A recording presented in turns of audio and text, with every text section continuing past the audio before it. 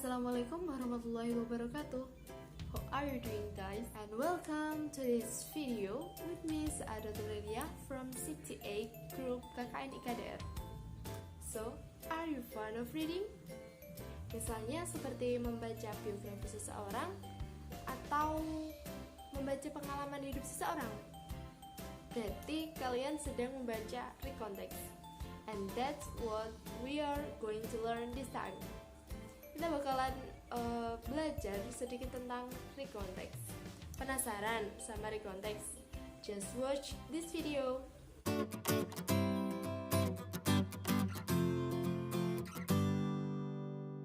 Do you know anything about recon? Or have you heard it? Sebenarnya apa sih recon ini? Recon generally retell the past event. Jadi recon itu menceritakan kembali atau memaparkan kembali peristiwa yang sudah lampau atau sudah lewat, sudah terjadi gitu. Kalau misalnya kalian baca recount text, kalian bakalan nemuin bagian-bagian dari recount tersebut. Nah, apa aja sih general structure of recount text? First is orientation. Second is event. And the third is reorientation. So what the orientation like? The orientation provide the setting and introduce the character. Jadi itu di orientasi kalian bakalan dikenalin sama tokoh-tokoh yang ada di cerita tersebut dan juga dijelaskan setting tempatnya, setting waktunya, seperti itu. The next is event. So what about event? Event is tell what happened in what sequence. Jadi event itu semacam urutan peristiwa yang terjadi di cerita tersebut. Misalnya seperti pada malam hari kita tuh ngapain, terus pas siang hari tuh kita ngapain, itu dijelaskan pas event. Itu urutan-urutan kejadiannya. The next is reorientation. Reorientation refers to the closure of event. Jadi dia tuh semacam ringkasan gitu loh, ringkasan dari peristiwa itu nanti dijelasin di reorientation tersebut. Oke, nah recount text juga ada beberapa jenis. Salah satunya adalah personal recount yang dia tuh menceritakan atau memasukkan si penulis di dalam cerita tersebut. Misalnya diary entries, interview atau conversation itu masuknya di personal recount. Nah, di sini saya bakalan ngasih kalian beberapa contoh soal yang berkaitan dengan recount agar kalian lebih mudah atau lebih paham tentang materi ini.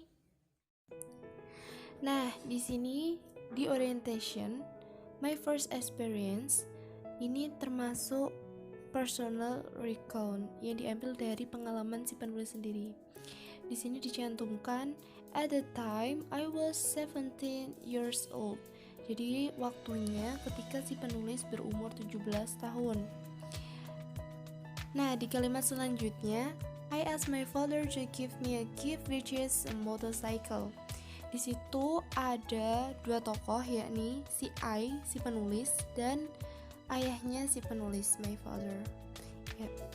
Nah, di cerita ini si penulis itu pengen banget punya motor, tapi tidak disetujui sama si ayahnya. Akhirnya si penulis itu minta sama ayahnya buat ngajarin motor, dan itu pun juga tidak disetujui sama ayahnya. Janji ayahnya dia bakalan diajari naik motor di tahun depan. Akhirnya si penulis ini merajuk dengan ayahnya.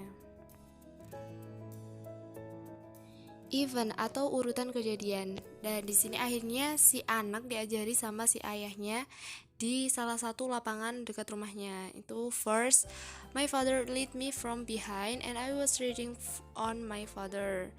Akhirnya dia tuh pengen naik motor sendirian. Sampai akhirnya di suatu hari dia mengalami kecelakaan gara-gara dia masih grogi gitu naik motornya. Nah, yang terakhir adalah reorientation. Si anak ini tuh takut dimarahi sama ayahnya ketika pulang, tapi akhirnya si ayah malah bangga dan menasihati anaknya agar lebih berhati-hati dalam berkendara. Nah, begitulah general structure of personal recount. Selanjutnya kita bakalan bahas salah satu soal yang berkaitan dengan recount.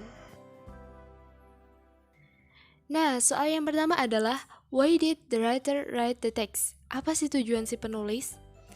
Karena dia adalah recount text, maka tujuannya adalah to retell the past event. Jawaban yang benar adalah D. Soal selanjutnya adalah why did the writer hit the wall when ride motorcycle? Seperti yang sudah dijelaskan di teks sebelumnya, si penulis itu nervous karena dia bersimpangan dengan motor yang lain. Jadi jawaban yang benar adalah B, because nervous when there was another motorcycle. Cukup mudah bukan?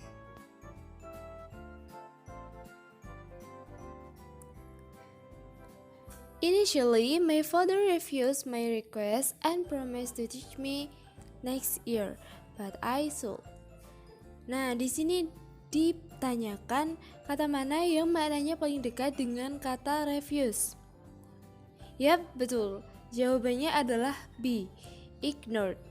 Karena artinya adalah mengabaikan, sedangkan kata yang lain berarti accepted atau penerimaan. Okay, that's all. Thanks all for watching, and don't forget to see our video. So don't forget to like, comment, and subscribe this channel. Wassalamualaikum warahmatullahi wabarakatuh.